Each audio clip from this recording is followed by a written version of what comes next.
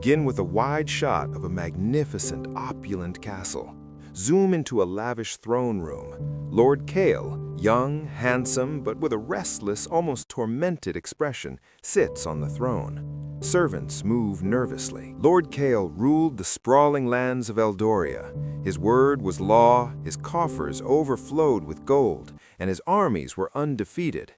Yet Kale was not free. He was a prisoner in his own kingdom, bound by chains far stronger than any forged iron, the chains of his own desires. Kale throws a goblet of wine in a fit of pique. A servant scurries away, showing him pacing, unable to sleep, his eyes darting. Every slight stirred a storm within him, every temptation a relentless pull. He overindulged in feasts, chasing fleeting pleasures that left him emptier than before. His temper flared like a wildfire, consuming all peace in its path.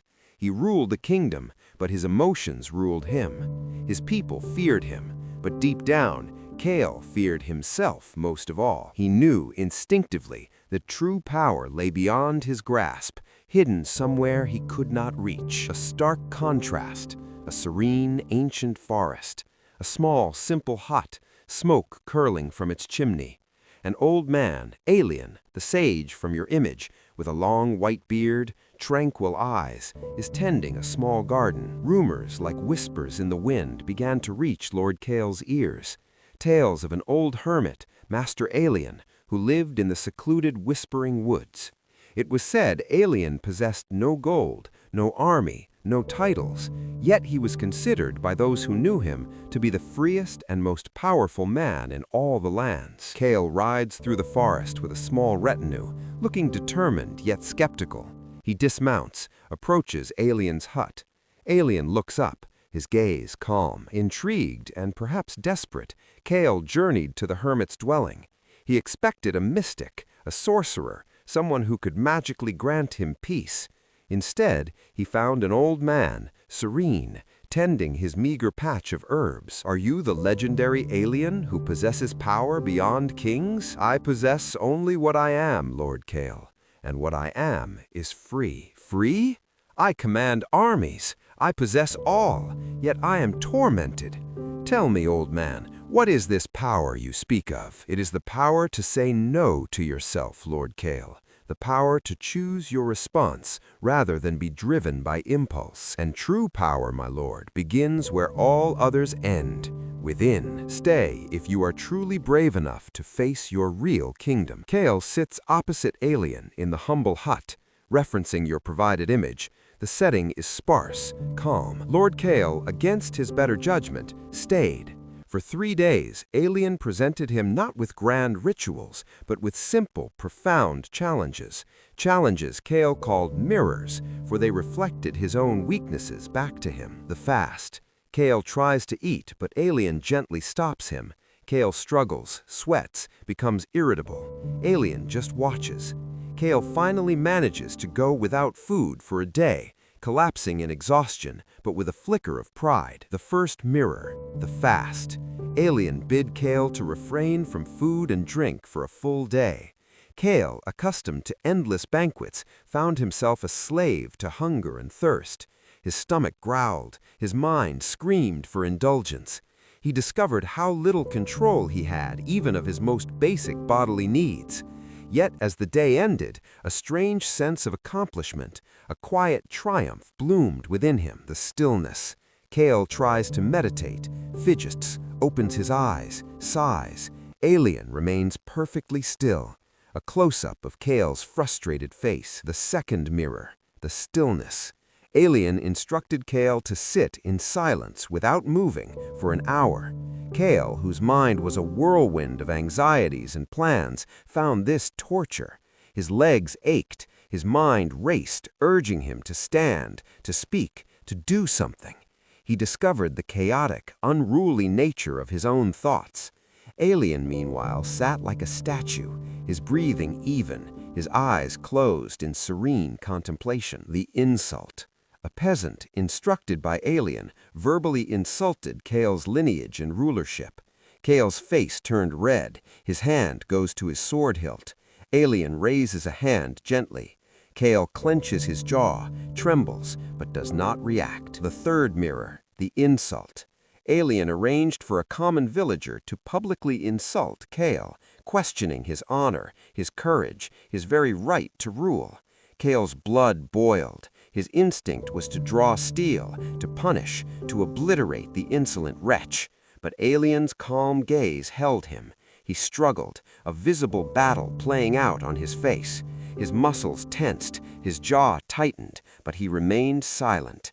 The peasant departed, and Kale stood, trembling, but not broken by his own rage. He had faced his fiercest enemy, himself, and not yielded. The scene returns to the calm discussion between Kale and Alien, the primary image, soft light, thoughtful expressions. After these trials, a new understanding dawned on Lord Kale. The man who had once scoffed at Alien's definition of power now understood its profound truth. Master Alien, I feel lighter yet stronger. My kingdom remains, but the chains I wore, they feel looser. What is this sensation? It is the awakening, Lord Kale. You have begun to recognize the gulf. The gulf? Yes, between what happens to you and how you choose to respond. Most men live in the gulf, tossed about by every wind of circumstance, every surge of emotion. They believe they are their feelings, their impulses.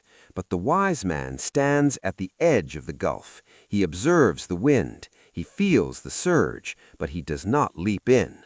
He chooses his path. Abstract visual. A person standing on a cliff edge, looking down at a turbulent sea. Alien explained that self-control wasn't about suppressing feelings, but about mastering the reaction to them. It was about creating space, a sacred space between the external world and one's internal world. Anger will come, Kale. Desire will tempt. Fear will whisper.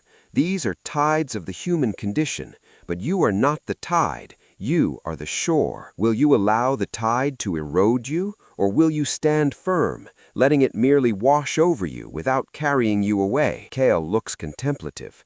Close-up on Kale's face as he slowly nods, a look of profound understanding. Kale realized his power over his kingdom was fleeting. His true, lasting power would only come from the dominion he established over himself. He began to see his thoughts not as commands, but as suggestions. His emotions not as masters, but as messengers. Kale returns to his castle. This time, his posture is different, calm, composed. He sits on the throne, but his expression is serene, not restless. He listens patiently to advisors. Lord Kale returned to Eldoria, but he was no longer the same king. The fiery temper that once scorched his court was replaced by a quiet strength. When challenges arose, he paused, took a breath, and considered his response, rather than reacting in haste. Kale mediating a dispute between two squabbling nobles, his gaze firm but fair. He makes a wise decision. His people, once fearful, now looked upon him with a new respect, even admiration. They saw not a tyrant, but a just and steady leader. The kingdom flourished not through fear or brute force, but through the calm, considered wisdom of its ruler. Kale still held his crown, but the true kingdom he now governed was the one within. Kale looking out from a castle window, a peaceful, confident expression. He learned that freedom was not the absence of external constraints, but the presence of internal discipline.